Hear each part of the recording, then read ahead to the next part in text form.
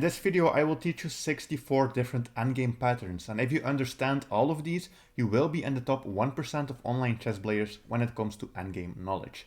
It's really important that you save the link to this video somewhere, bookmark it, or put it in a playlist, because the video is pretty long and it's important that you come back to this in the future and rewatch some sections or watch some parts later. We are going to start with really basic examples quickly, just in a couple of minutes, and then we are going to go into some deeper calculation and more difficult exercises. But it's important that you don't miss any of the basics, otherwise the ending is going to be way too complicated to understand. The first really basic pattern we have to understand is the staircase pattern. You can use this whenever you have two queens or a queen and a rook or two rooks, and it's a pretty easy way to deliver a checkmate. What we want to do is put the enemy king inside this rectangle box, and just by moving up our queens on the board, making sure that every time we take away these two rows, we can basically force the enemy king to the back row, and then we can deliver a easy checkmate. You can also do this with a queen and a rook.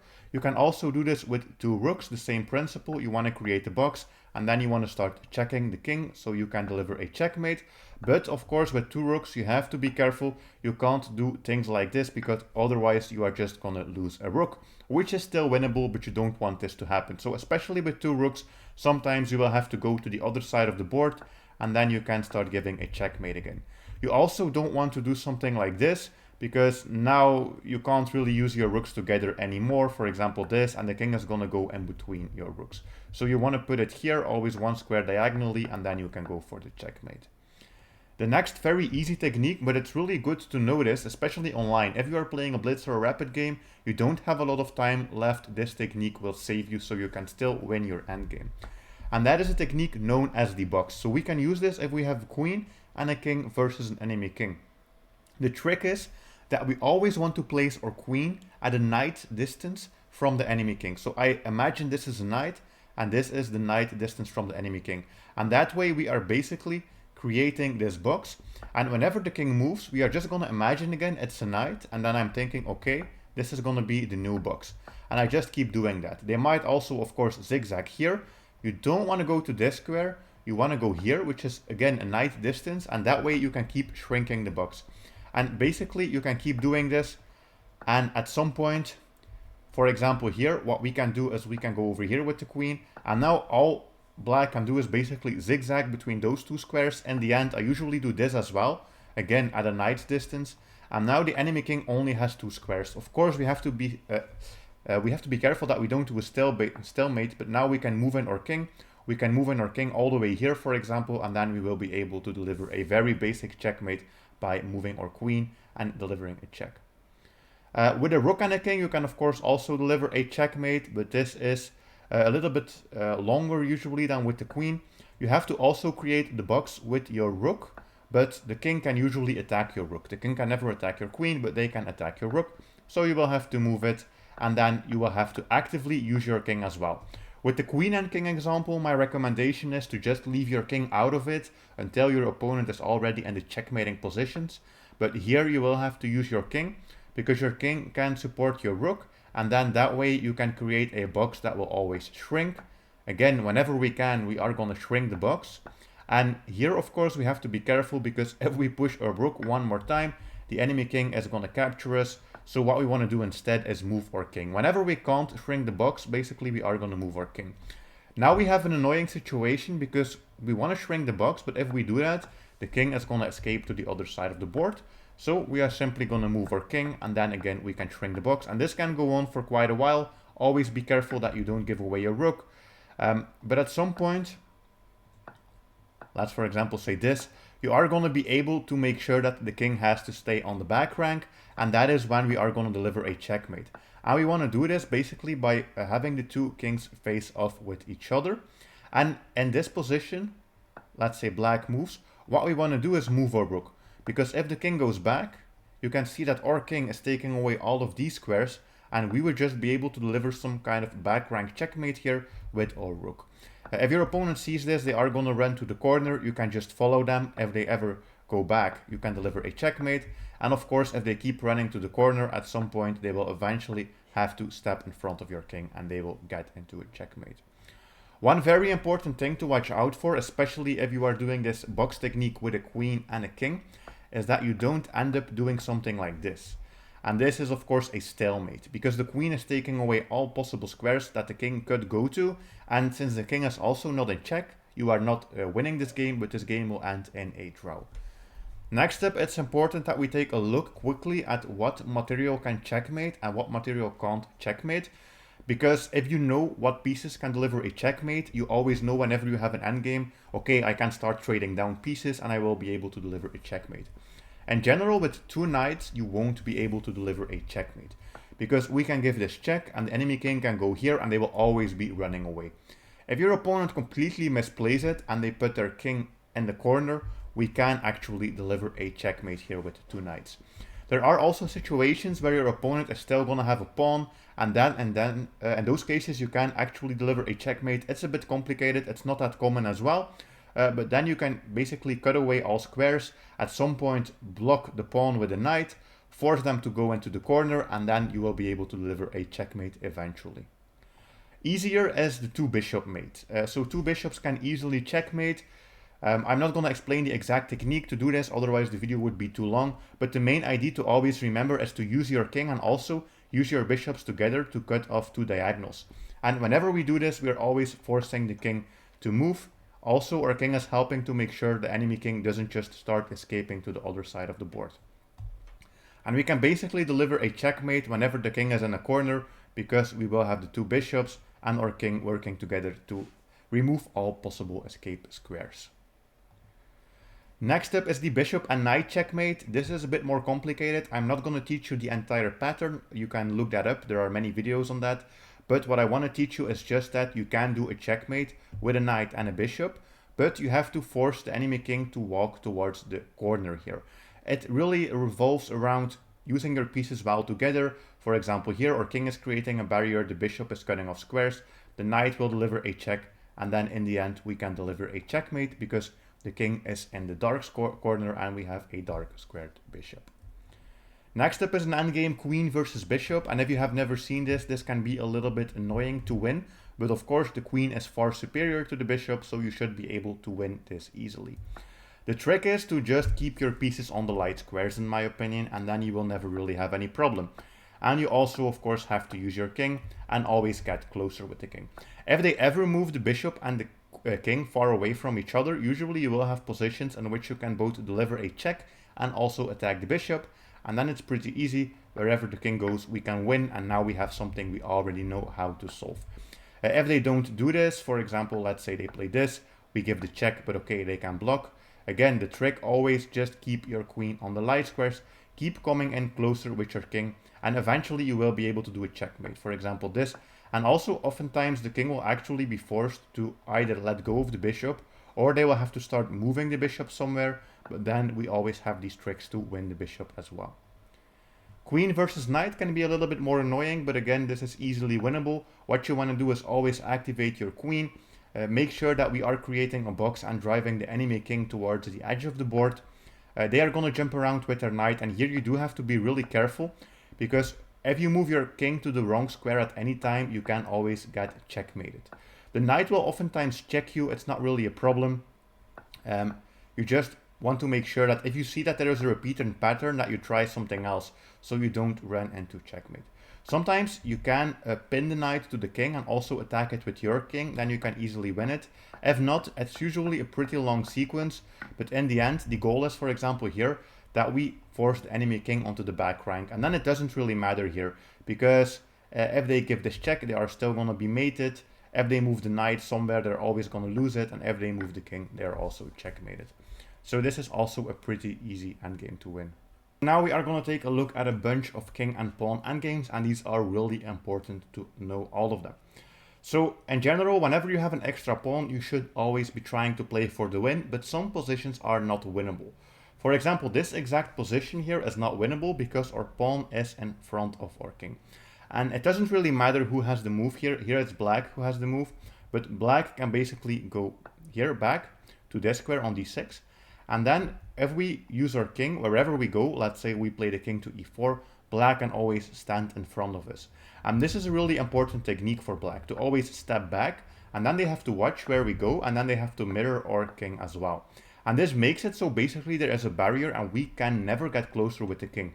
So at some point we are probably going to try pushing the pawn. Black can stand in front of it. If we walk away, we lose the pawn. And if we also stand in front of it, black is just going to repeat the same trick. They are going to move back. Wherever we go, they are going to stand in front of us and we will repeat this.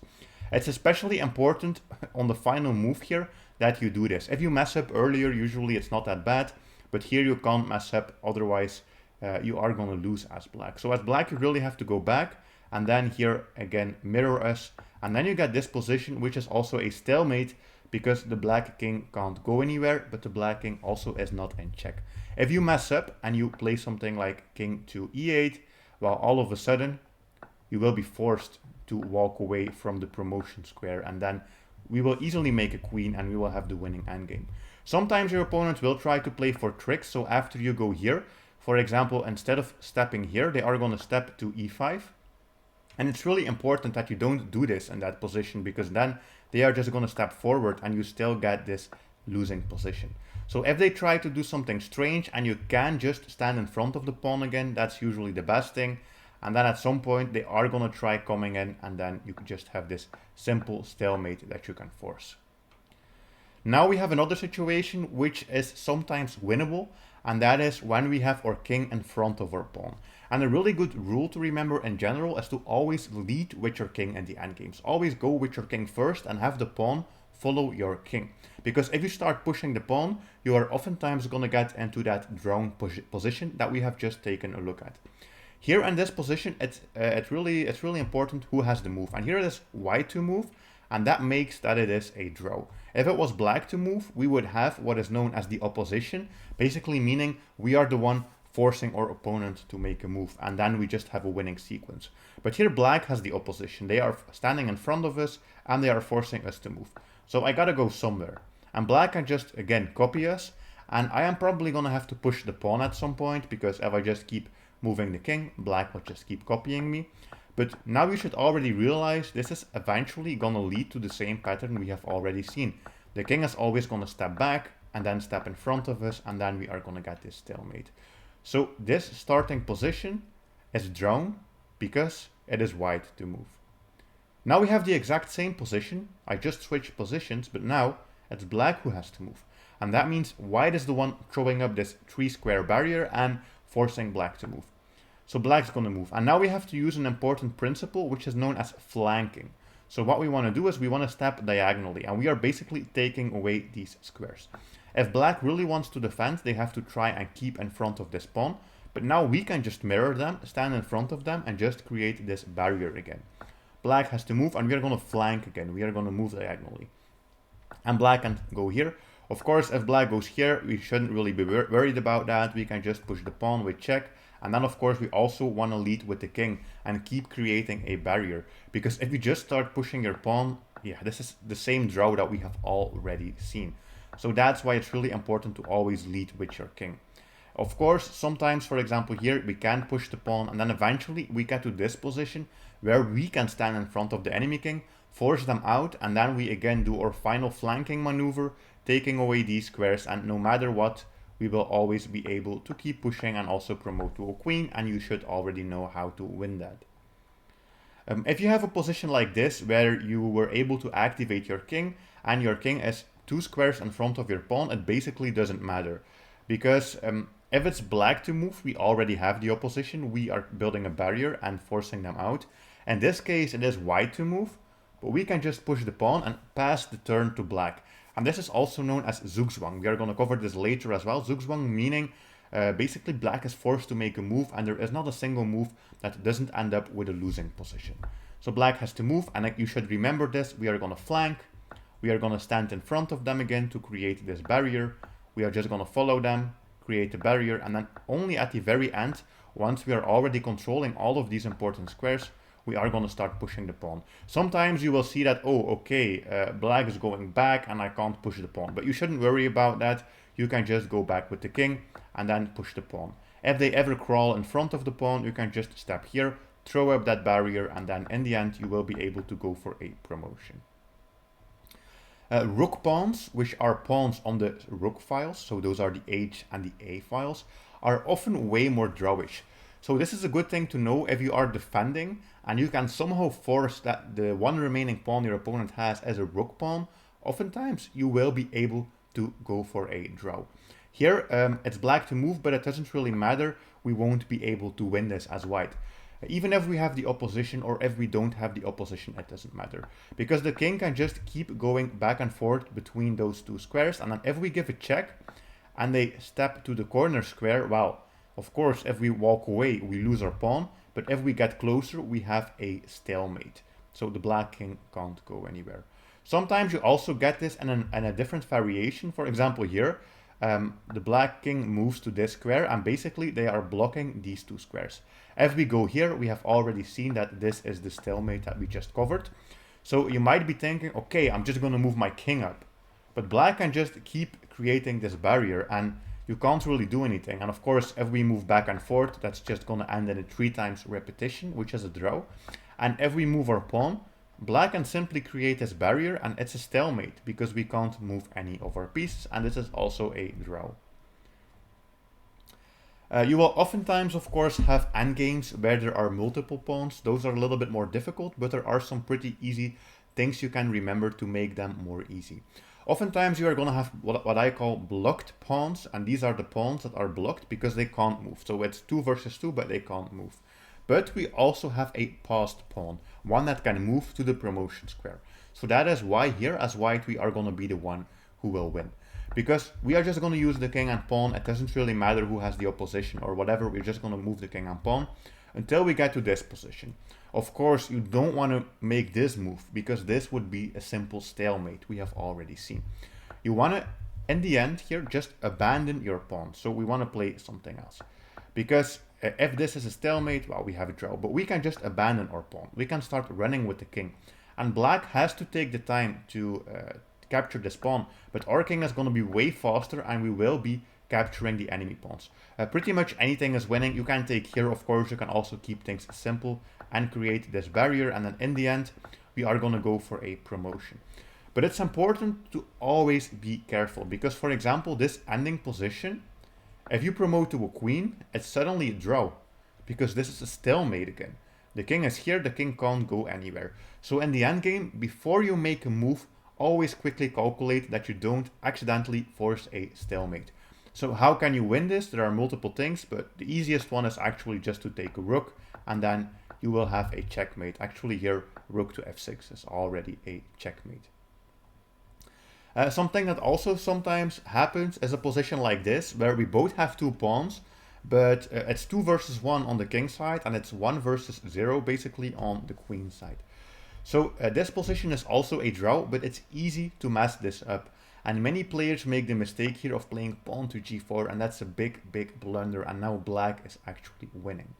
Because black can play g5, and this is what is known as frozen pawns. It's 2 versus 1, but our pawns are frozen. Because if we push, wow, black's just going to be able to promote, and they will be, well, they will actually be at the same time. If we calculate this, you notice we are going to be at the same time. But there is a different trick that black can use. If we push, they can take, and if we push, the trick that black has to do is come closer with the king. And then they will be able to stop the pawn, and then also we are going to be too slow and they will promote. So if black has done some endgame study and they know what they are doing, if you play this pawn to g4, they are just going to lock up your pawns, freeze them, as I call it, and then you are going to have a pretty rough ending. What should you do in this position? Well, it's pretty easy. We play the pawn to h4, and yeah, they can't push this, because if they push, we can now win, not by taking, but by pushing, because this is, of course, 3 squares and the enemy king is way too far away to stop us. If we take, the enemy king will actually be in time to stop us. You can see that they can stop our queen. And okay, we can take this, but this endgame is going to be a draw. So really important that you don't play moves like this and you don't end up with frozen pawns. And if your opponent does this, it's good to know that, okay, you just push this and then you can just simply play for promotion. But of course, always do some calculation that if they were to promote first, that you first go and stop it with your king. I quickly also want to show you the pawn on the 6th rank. Here we have a position in which black has the opposition, which means black stands in front of us, they create this barrier and we have to move. So in general, if black has the opposition, that means we have a draw. But it's important that you always do some calculation, because this rule is not true for every variation. For example here, because we have our pawn on the 6th rank, it's not true. Why? Well, we are pushing and we are giving the turn back to black, and black has to make a move, and black would like to step back. But they can't go anywhere because they are already at the edge of the board. So that means they have to step in front of the pawn, and then we simply have a variation in which we can create the queen.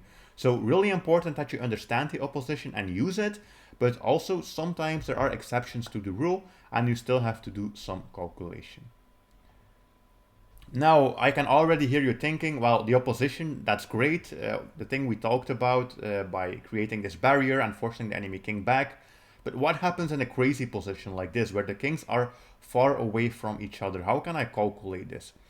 Well, the trick here is to stand on the opposite colored square from the enemy king. So I am drawing a rectangle here, from black, to white, and then to black again. This is a rectangle. And the trick to have the opposition is to go and stand into the opposite corner.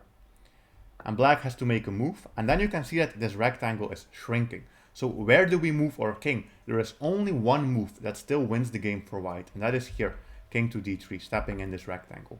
Black's gonna move again, so again we can create a rectangle. This time it's a rectangle like this. So again, only one move that wins the game, king to c4.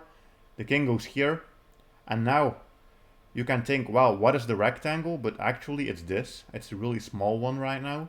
So we are just going to step here with our king, blocking the enemy out, and then we get this position, and you should already know, since it's black to move, here we are just winning. Next up is a special pawn situation which can sometimes occur, and that is known as a trebuchet. And this is when two pawns are locked, so they both can't move, and the kings are pretty close by. So it's really important to understand this, who is going to win in this position. And it actually depends on who has to make a move. So in this position, black has to make a move. And this square is under control of our pawn, and of course our pawn itself is also protected by the king. And white is running up the board. So black just has to step somewhere, and now we can just take their pawn. And then in the end, this is going to be a pretty easy promotion. So really good to remember this exact position. If black has to move, black loses.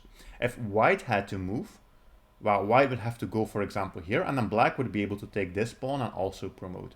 So the person who has to move in this position loses. There are also things that look like this. For example, this looks similar to our starting position, but it's not the same because the enemy king is not here. It's standing here on f6. So this is not a trebuchet. What happens in this position? Well, we can play king c5 because white has to move. Black has to abandon the pawn, but here it doesn't matter because black still has the option to stand in front of our king. And in the variation where their king is here and then they have to move somewhere, that's not true because we can actually block them out and then promote. But here we are just going to have a draw, at least if black knows what they are doing, because black could still play something like this and then all of a sudden we get a position like this and we still have the option to promote. This is also another position which is not a trebuchet, but it looks very familiar. And here there's black to move, and here white is winning. Because black has to move, let's say they go to e8. Now we can capture this, we stand in front of them, and we create this barrier. And you should already know that this is a winning position. We have seen this a couple of times already. Black might also, for example, play the queen here, the king here, so that they can stand in front of us and create a barrier, but it actually doesn't matter. This is the case that we have already covered, where even though black has the opposition, since our pawn is already on the 6th rank, we are going to be able to promote anyways.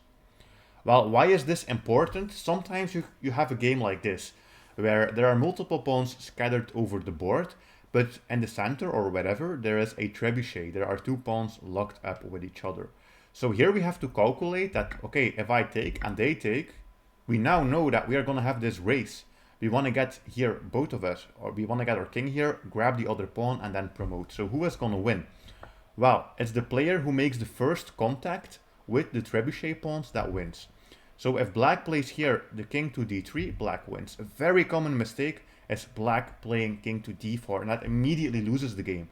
Why? Well, white can move here, And this is what we have already seen. Black is forced to move, we can eat up the pawn, and then we are going to be able to promote.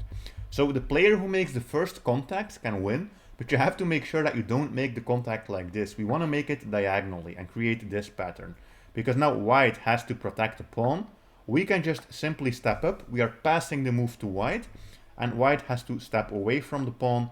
We can capture it, and it doesn't matter anymore. Black is going to promote. Next up, really important, the square of the pawn. This is just an easy trick, especially if you are low on time and you have some pawn that's running to promotion, but there's also an enemy king close by and you are not sure if you are going to make it in time. You can start calculating the moves in your head, but you can also use the rule of the pawn. So what does this mean? Well, we are going to calculate quickly that it's 4 moves to promotion. And I just create 4 moves to the right, and then I create this square.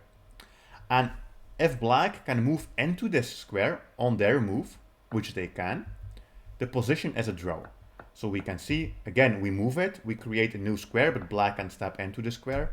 Again, this is a small square, but black can step inside of it, and black is able to capture our queen. And this is a draw. If we had a position like this, and we move our pawn and we now create this square shape, well, black cannot step into the square. They cannot reach any of these squares. So that means they will always be 1 move too late, and of course this should be an easy win. One of the most important things to create in an endgame is an outside passed pawn. What does that look like? Well, pretty easy. We give the check here, we trade, and this is called an outside passed pawn because here we have the frozen pawn structure we have already seen. Black has 2 versus 1, but we are freezing them because if they move, we are going to be able to capture and then just promote in 2 moves. So we now just have a free pawn, a passed pawn, and we can start pushing this. Of course, if black goes crazy and they push, well, we are just going to take this. And if black keeps using the king, well, we have already seen this. It doesn't really matter what moves we make. We can just get a position like this. Black has to step in front of it, and we can actually abandon our pawn, and then we can just start taking all of these, and then in the end we are going to win this endgame because we are controlling all of these squares. So that is why if you can create a passed pawn, as we did here, that's really important. We just want to use it to force black to the edge of the board, and then we can surrender the pawn and go grabbing the others. Black might try to make things tricky by pushing, for example, so we can take. Of course, if they start running, it's pretty clear that white's going to be fastest. They can also try to use the king. We also should use our king. And now black just has even more troubles because this is promoting, and black will never reach the final rank. Here we have a different position. Again, we have the trebuchet. You should recognize this. And it's white to move. So how can we win this? Well, technically, since it's white to move, we would be losing. Because, well, if we move our king, black takes this, and they are going to be able to promote. But there are still 2 pawns here, and it's important that we play the right move. We have the option of playing pawn b3 or pawn to b4. One of them wins, and the other throws away the king. If we play pawn to b4, which is sadly enough oftentimes played, we are going to lose. Black pushes this, they lock up these pawns, but now all we have is the trebuchet and we have to make the move. And that simply means that black will be able to keep pushing and in the end also promote to a queen. So how can we prevent that? Well, we simply play pawn to b3. And this is known as zugzwang. And zugzwang is just a general term for creating a situation in which your opponent is forced to move because it's their turn, but they can't play anything that doesn't lose the game. So of course, if they move the king, well, we can just grab the pawn, promote, that's easy. And now if they push their pawn, we can actually push. We create the locked structure and it's black who has to make a move. We can grab this and we can promote. So especially in these endgames, you have to keep in mind if your pawn is still on the starting square, am I going to push it 2 squares or 1? Because just pushing it 2 squares because you can will actually lead to a lost game sometimes. So that's why you have to be careful and saving up your tempi, that's what it's called. Saving up your tempi, saving up your move. Basically, you are wasting a move by pushing it only once and then creating a winnable endgame. One other tricky situation is if you have a king and 2 pawns versus a king. And the first thing you probably think is, well, this should be easily winning since I have 2 pawns. That's right, but it's still easy to mess it up as well. So the general rule applies that we want to use our king and our pawn, and here it's even black who has the opposition. Black can stand in front of us and create the barrier, but we don't care, we are just going to move our pawn. Here we are just going to step in front of it and we are going to keep getting closer. But this is the right technique. We want to use our king and our pawn, and we just want to abandon this one all the way at the back. Because in the end, when we get to this position, where usually if we make this mistake it's a stalemate, but here we just have the easy time of playing pawn to g3. We are forcing black outside of the promotion square, and then we can promote to a queen and black can play here. Of course, always be very careful, because if you play pawn to g4 and we do the same thing and you promote to a queen, it's now a stalemate again because the king can't go anywhere. So you could technically just promote to a rook. What many beginner players do wrong here is, well, they play something like this and then they just think, for example here, alright, I can just move this pawn as well. Like, I'm just gonna move both pawns, I don't care. So black makes moves, we just move both pawns, we keep moving them. Okay, and then, this is a stalemate. So I might move this pawn, but it's also a stalemate because the pawn is taking away those squares. So just leave one of them behind and push the other one. And then in the end, you can just make a quick move and then you win the game. If you have connected pawns, connected passed pawns, so these are passed pawns because they can move to promotion and they're also connected. They are next to each other. This is always winning. Because even if the king attacks them, we just don't care. We can come closer with the king. And if black captures one of them, the other one is just going to keep running and promote to a queen. And of course, if black doesn't capture and they just keep standing close by, we are just going to activate our king. And then in the end, we are going to be able to promote. This position is known as split pawns. So the pawns are split. There is one rank in between them. And this is actually also winning. Because, well, let's say the king attacks one of them, we can just move the other. And this pawn is now poisoned, because if the king takes it, well, the other one is going to be too quick to promote. Of course, the same is true if they attack this side of the board. What if they don't attack or they just keep the king close? Well, we are just going to move in with our king, get closer, and then we can just use our king and one pawn, push all the way here, and then before we do the stalemate, just make one single move with this pawn, force them outside and deliver the checkmate. A bit like we have seen with the doubled pawns. These are also split pawns. These have 2 files in between them. Is this winning? Yes, this is also winning. If the king attacks one of them, you can just push the other and you win. So that's pretty easy. But if there are 2 files, sometimes you can have a draw, and that's a tricky situation. For example, this one is a draw.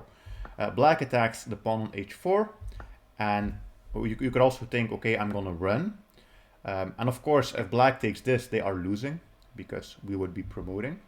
But black can play king to g6, and you might think, okay, I'm going to give them the check, but they can actually take it, and then in the end, they will be close enough to stop the pawn. Other situation that's possible, of course, is you activate your king, you let them have it, and then in the end, you get something like this. It's black to move, but this is also a draw because our king is not in front of our pawn, and we don't have the opposition. So this can be a draw, it can be a win. It depends on a couple of things. One of them really important, where is your king? If your king is really close by, you will usually not have any troubles. If your king is far away and you have this setup, for example, you can get a draw. If there are 3 files or more in between your pawns, it basically doesn't matter because, well, you can just move them and the king will always be too far away to stop the promotion. We are now going to talk about the pawn break. So this is something you can use to create a passed pawn. We have already seen that the passed pawn is very powerful. For example here, it's 2 versus 2. Okay, and we also have frozen pawns. These can't move. So you would think, this looks pretty bad for white. But actually we can win because we can push the pawn to g5. If black takes us, well, we are just quicker to promote. And if they don't take us, well, it's also going to be pretty silly because of course we can just promote into moves. And the further up the board we have this, the better it is. Because of course, if you just imagine the same situation with our white pawns here, well, if we push, black will take, and 2 moves later they are going to get a queen, and we're going to need like 5 moves or something to promote. So the further up the board you get this position, the better it is. There are also more complicated versions of a pawn break. This is a beautiful one of them if you haven't seen this already. So here that's black to move. And you would think that, well, white has the extra pawn, so white would be winning, but that's not true. In this position, it's black who can win. And black has to know the trick to win this position, because black can use these pawns to create a queen. And the trick is to play pawn to b3, and we are creating the triangle, and we are going to wait and see what white does. Let's say they capture here. Of course, the thing that we don't want to happen is something like this, because we are just down a pawn and we are going to lose this pretty quickly. But after white captures us, for example, if they capture this, we are going to use a beautiful trick. We can push the pawn to a3. And if white takes this, then simply black can promote. And if white doesn't take this, for example, let's say they capture here, well, we are just going to capture and win. So the trick is we want to see how they capture. For example, they use this pawn, and then we want to create this triangle shape, and then we can push. If they take with the other pawn, of course, it's the other way around. You want to push this, and then in the end, you will be able to promote to a queen first. And okay, I know white still has 4 pawns, but this is going to be an easily winning position for the player with the queen. This is the exact same position, but now it is white to move. So how can we prevent this? Well, we are simply just going to create this triangle ourselves. Let's say black captures. Of course, we are going to go for something like this or something like this. What we can also do, but I wouldn't recommend it, is play c3, because we are also creating a passed pawn. But the thing is, black is just too close. So depending where this is on the board, if it's pretty far towards your opponent's side, you might actually use this to create a passed pawn as well. Next up is a more advanced version of opposition, and this is known as triangulation. So we are going to take a look at this line, and it is black to move. So black plays the king to e5, because black is thinking, well, if I can go here or here, I might be winning, because I can capture some pawns and then promote. We are gonna, of course, stand in front of them and make sure that's not possible. So black has to move, we win the pawn, black has to move again, and here we are actually gonna move the king towards d3, come closer, and now we can give this check. And this is a nice trick to know as well. We are gonna give this check, we are gonna give away a pawn, but we can stand here and you will realize that the king will be forced to move away. So we can capture this, and we have already seen this exact position. Where this is blocked, we are just going to use this to push the king to the edge, and we're going to capture those pawns. But what if we now take a look at this exact same position, but instead of black having the move and black going to e5, it's us that has to make the move. We have to move the king. Many players would play king to e3, and that's immediately losing the game. Because black goes here, and still the same idea that we have seen applies. Black creates this barrier. We have to move the king. Black can come in. And in the end, black will be able to start pushing, and they will be able to make a queen. But still, we can win this as white, but only if we know the right technique. And that is known as triangulation. We want to create a triangle with our king. So we want to move the king to f1. Black has to make a move, and now we want to go here. So basically what we are doing is we are creating a small triangle. And why are we doing this? Well, basically we just want to give away a move. We don't want to step to don't want to step to e3 straight away, because that's losing. But we just want to bait black into pushing the king here, so we can just stand on this square, and then we can grab the pawn, and this is now winning for white. Of course, you might think, well, I mean, black doesn't have to go here, they can also go somewhere else. Sure, we can go with the king to e3, and in the end we are going to win the pawn anyways. So it's important to notice, it's not super common that you need this, but sometimes you might throw away a game because you have never seen this technique before, and that would be pretty sad.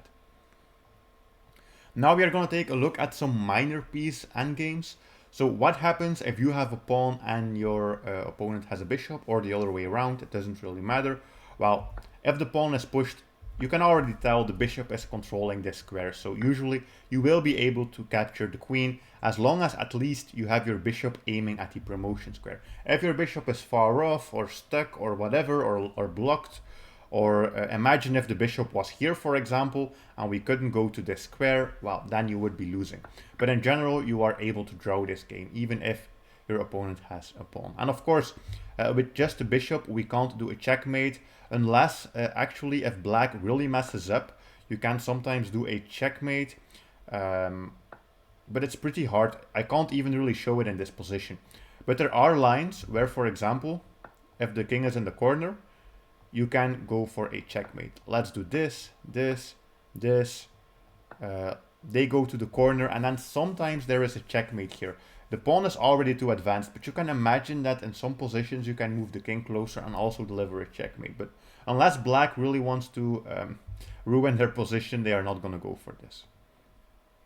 What happens if it's knight versus pawn? It's a bit more tricky, but it is still a draw. We are just going to give a check and also control the square the pawn wants to move to. And of course, if the king attacks us, we are just going to stand in front of the pawn so it can't move. And if they attack us again, we are just going to repeat this pattern. And you can keep repeating this forever, basically, and you are just going to get a threefold repetition. So all you have to do is give the check and then stand in front of the pawn. For example, this line is a bit different, but we just won't move the knight, we will move the king, and then if they ever move the pawn, of course, you want to grab it, and this is immediately a draw because you can't checkmate with just a knight.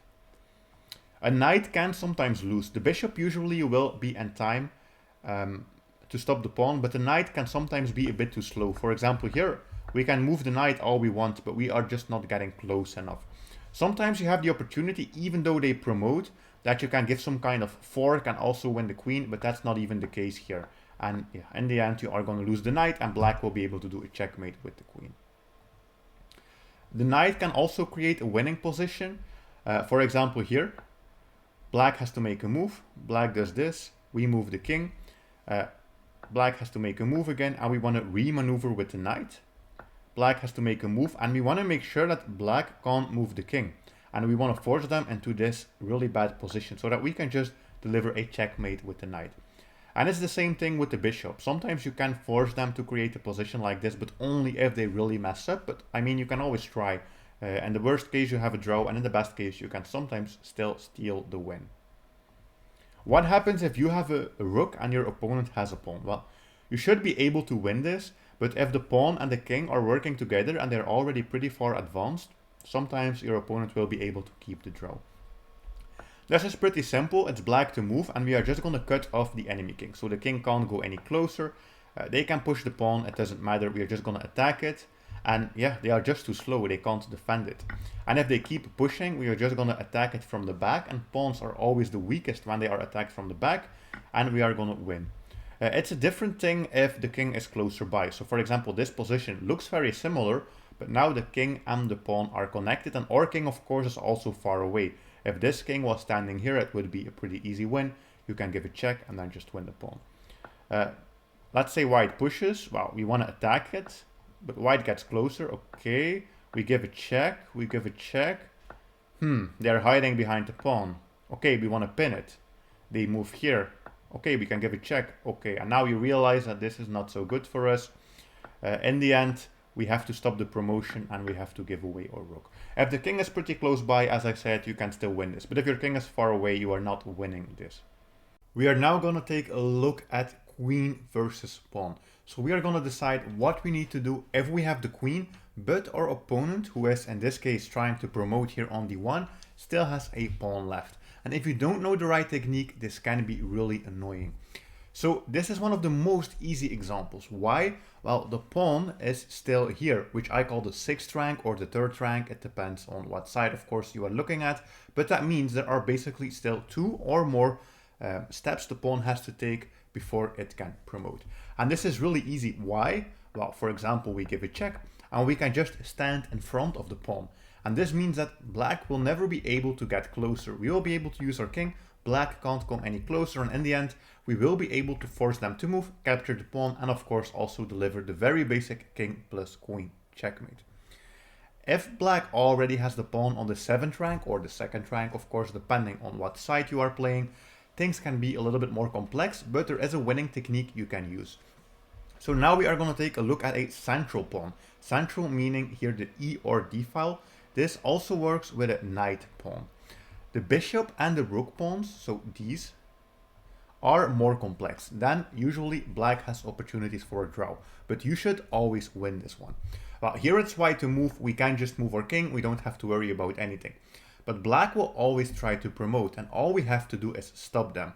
So for example, here in this position, we can play our queen to e4, give a check, king has to move. They can choose, they can step in front of the pawn or they can walk away. Of course, if they ever step in front of the pawn, that's pretty easy. You can always keep coming closer and we will have the same thing we have already seen. If they step away from the pawn, you can give them a check and also threaten the pawn, force them to defend it, and then give a check like this. And this is a pattern you will see time and time again, because basically we are forcing them to step in front of the pawn, otherwise they lose it and they also lose the game. Then we can bring in our king, they can try to move, and you should really try to memorize this pattern. For example, here we can play queen e2, which is a pin, they can't move it. They can try with the king, we can give a check, they can stand in front of it, we can come closer. Of course, if they go here, we can still do this check, and then the same maneuver we have seen, it's just mirrored on the other side. So pretty easy, you can just keep following the structure, make sure you never accidentally let them promote, and then in the end you will be able to just get something like this, and then of course do a pretty simple checkmate. Another example here that we have is something that can be strange if you are not sure what to do. So again, we are playing this, we are giving them the check, and they decide not to step in front of the pawn, but to go here, because our king is pretty close by. But we do have a problem here, because if we capture the pawn, we suddenly have a stalemate. The king can't go anywhere, basically because our own king is too close by, and that's creating the problem. Well, the beautiful thing is there's a pretty easy trick here. So for example, this check, and the trick is that we can just move our king closer. So actually, sometimes you have to allow your opponent to promote, because after they promote, we are simply gonna have a checkmate like this, because even if they promote, they can't touch our king, so we are not in trouble. Of course, they can promote to something else. If they promote to a knight, you could think, wow, that's annoying, you can't do the checkmate. That's true, but at the same time, they're already on this side of the board. So you will be able to deliver a checkmate as well. It's just going to take a couple more moves. Now, as I have said, the rook pawns, so the pawns on these files, they are more drawish. In this case, since it's on the 3rd rank, or again the 6th rank, depending on what color you are playing, you can still win this. You can just give a bunch of checks and get closer with your queen, and in the end you will be able to force them to step in front of the pawn. Then you can start getting closer with the king, and of course they will have to abandon it, run into a check, and you will have an easy checkmate. If they have a rook pawn, which is already on the 7th rank, you are in trouble, and this is going to be a draw. Quite simply, for example, here we can give some checks, but they can always hide in front of their pawn. And that means that if we move our king, it's going to be a stalemate, because their king is actually stuck and they can't move to any of these squares on the adjacent file. So this is always going to be a draw if they have the pawn on the 7th rank, and if your king, of course, is very far away. And all of these, it's always the same. If your king is really close by, usually you will be able to force a win. For example, this is one, and this is a pretty amazing one, a nice exercise as well. If you want to solve this, there is one move here that wins the game for white, and I want to show you this amazing trick.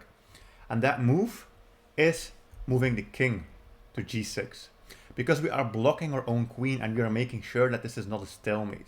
And then again, we are moving our king and at the same time giving a check.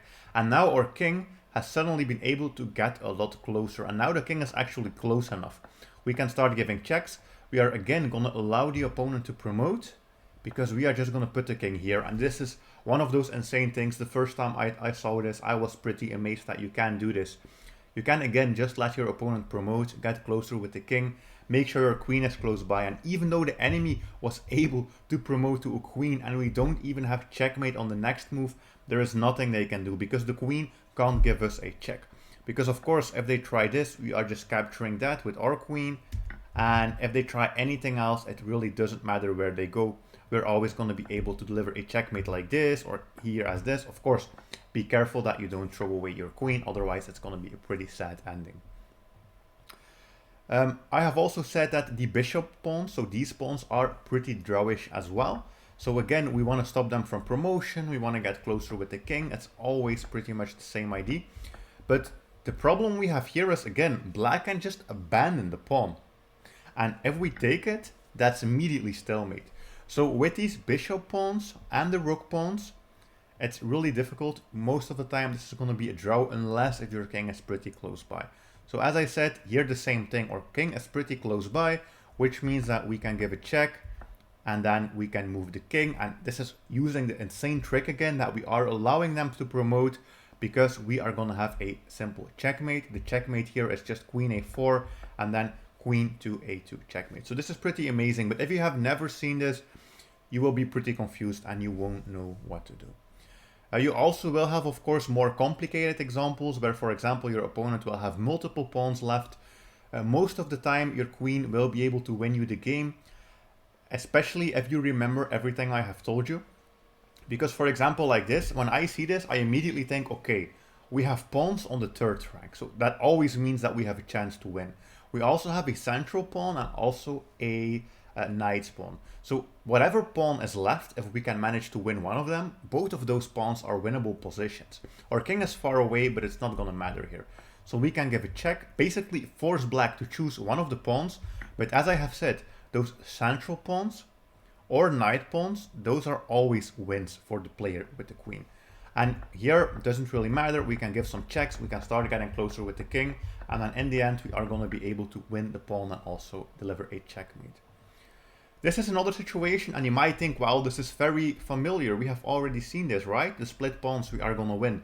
It's not true this time, because we have a central pawn and also a bishop pawn. This is on the bishop's file. So whatever we try, even if we can attack both of them, black is just going to choose to save, if they are smart, of course, they're going to choose to save the bishop pawn. We can grab the other one, but it doesn't matter. This is the same stalemating combination that we have already seen. This is the same position, but our king is closer. And as I always said, if your king is close, usually you don't have any problems.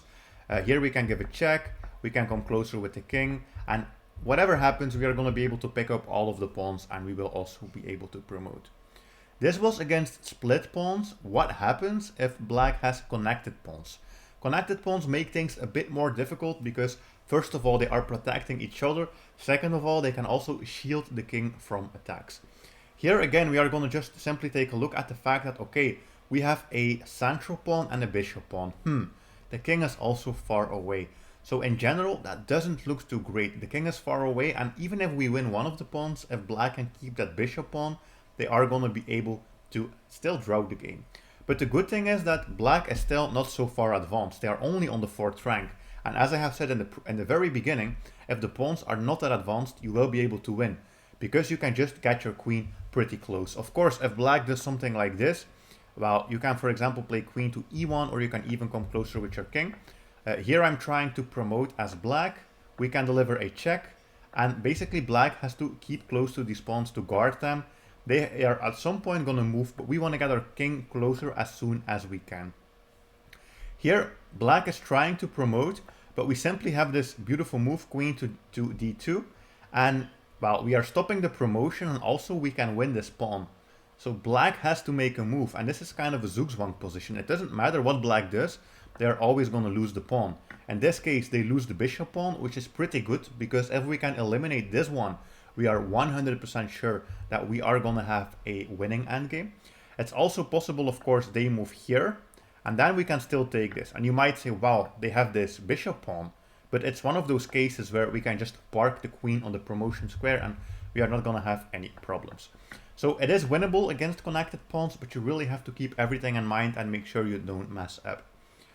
Here I have another example of connected pawns, but this time they are already pretty far advanced. It only needs 2 moves to promote. So basically, whatever we try, you can already tell it's not going to end well for white, because black is going to try to promote.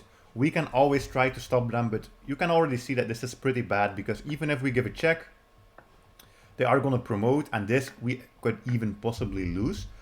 If we give a check here, it's also not really going to matter. They can go here, and we have the same problem, basically. We can't give a check, otherwise we would be losing. So in this position, you have to be happy that you are getting a draw, which you can do. For example, here, king f6, they can't promote. So now they are trying to promote this. We can take the f2 pawn, and then we are going to trade queens, and that's going to be the end of this position. So this was a really good summary, I think, of everything. Queen versus pawn. Of course, you have to memorize all of these cases. I try to explain them as best as I can in the little time that I'm using for this video, but definitely rewatch this section if you felt like it went a little bit too quickly, because this is pretty crucial and also one of the most common mistakes in endgames. It's time that we take a look at one of the most common Rook endgames. The first thing we're going to take a look at is the Lucenna position, which is what you can see right now. And that's usually the case when you have an extra pawn and you are in a Rook endgame, so both players have a Rook. We want to promote our pawn, of course, because if we can get a queen, that is our solution to get a win. But we currently have a problem. Our king is stuck in front of our pawn. These squares and these squares are already in black's control, so we can't do anything. But there is a move here that wins the game for white. And that is to put your rook on the 4th rank, which is also known as the Lucenna position. Why this rank? Why this position? Well, you will see in a moment. So let's say black moves their rook, because their idea is that they want to keep the king close to these squares if they can. Now we have to do something, which is checking away the enemy king. We give them a check, they have to go somewhere. So let's say they go here to this square. Of course, this would be pretty terrible because we will just have an easy time promoting. And okay, I mean, black can always take the queen, but this is also a winning endgame. So the king's gonna go, and those are the first two steps. We want to put the rook on the 4th rank, and then we want to check away the enemy king. So that means we now have some escaping square. We can get out of the way of our pawn with our king. And black will try to give us endless checks to make sure we can't promote. But we are just gonna get closer to the rook, closer to the enemy rook, slowly. Of course, we gotta make sure that we don't just blunder the pawn, otherwise it's a draw. So I'm just gonna move sideways, and then I'm gonna move closer again. And now you will realize that we actually put our rook on the 4th rank all those moves ago, because we knew we were gonna be able to use it to block this check. And of course, if they take, well, we are gonna have a queen, and if they don't take, it doesn't really matter either. We are also gonna make a queen. So that's the basic idea behind the Lucenna position. Now I will show you a different way how you can also reach a winning position. For example, here, if we have a bishop pawn. So another technique you can use is putting your rook here in the corner. So we're gonna move our rook to the corner. Black can do multiple things. They can move the king, they can move the rook. It doesn't matter too much. We are just gonna move our rook here. And basically, what we are threatening to do is just this simple setup. From this corner to that corner to here. And of course, if they take us, we have queen. If they don't take us, what we can do is we can move our rook, and if they give us a check, well, all of a sudden we have the option of going for a promotion here. And yeah, if they don't give us a check, they're also losing. So that is in these kinds of positions what you can also do. Put your rook in the corner, go here. Even if they try to give you a check, you can just hide like this, and in any case, you will always be able to go for a queen. For example, this line, and then we get queen, and then of course this is a winning endgame. So that's a second technique you can also use if you have a central or a bishop pawn. Now the real question is, how are we going to reach this Lucenna position? Because most of the time your pawn and your king are not going to be in that exact configuration. For example, you would have something like this. Well, it's pretty easy. The first thing you always want to do is try to cut off the enemy king as much as you can so it doesn't participate. And then we just have king and pawn basically versus the enemy rook. And we can always just try to get closer with the king and the pawn. Black can't really do anything except maybe give you some checks. It doesn't even matter. We are going to keep pushing. And at some point you will reach this position. And by now you should already know this is quite an easy win. We are going to put the rook on the 4th rank. Black's gonna move the king, and then here we can even step out. For example, if they go here, of course, we have to give them the check so that they have to move, and then we also have the win here with our Lucenna technique. If they go here, for example, it's even easier, I would say, because you can just straight up move the king here and promote. So that is how you can reach it. It's not so difficult. You just have to keep out the enemy king and try to push your king and your pawn as much as you can to reach that promotion square. And you can also hide behind your pawn to stop some checks. One more example here, which is a little bit more difficult, that I also want to show you how you can reach the Lucenna position. In general, we are going to use our king and our pawn. If we notice the enemy king wants to participate, we are going to cut it off. So it's basically stuck in this rectangle now. They can give us checks. We're always going to do the same technique. We are going to move our king and our pawn. We are going to try this. But sometimes black can give you checks from the side. So for example, here when we have a central pawn, that is the case. Then we have to move our king, and this can be annoying. They can give you checks from the side, but there is a way to solve this. We can put the king here on f4. And if black gives us one more check, we can now attack the rook diagonally. So the rook has to move. We are going to come closer to the rook like this. You could also go to f6, but I'm going to go here, attack the rook, and this also allows us to push. So you can see it's like a small dance. We are remaneuvering, but there is always a way to reach a winning position here. They can still give checks. We are going to do the same thing again. And then in the end, you reach this position. And of course, this is already a winning position. And here, you don't even need the entire technique. We can just go for an easy promotion as well. One more really famous rook endgame is the Philidor position, or also known as the third rank defense. And this is actually a way you can defend when you are down a pawn in a rook endgame. So this is a defense black can use, but we are going to look at it from the white side.